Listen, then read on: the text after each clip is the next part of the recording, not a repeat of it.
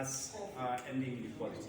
So it's all based on that. So thank you very much for coming and all the media for engaging with us.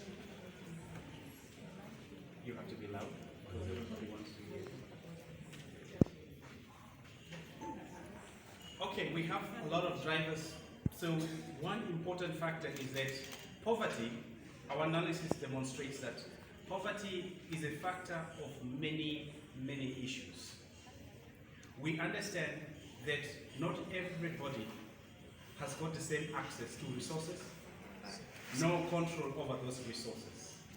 And this could be in terms of gender inequality, where the power sharing and relations between men and women is not equally shared.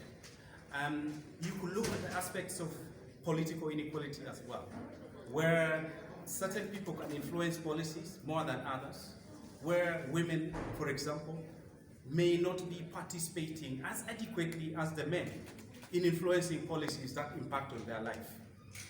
And we look at economic inequality, where because of all these factors, which are also deeply entrenched into our social and cultural norms, do influence the way in which the economic inequality do exhibit itself.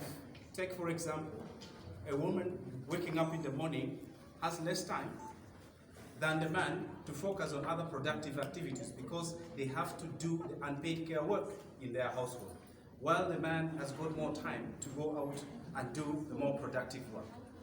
In the end, you will realize that there is power imbalance because of the economic inequality. So we want to tackle all those deeply entrenched factors that influence inequality, and together with that, we see that we will be able to reduce those gaps.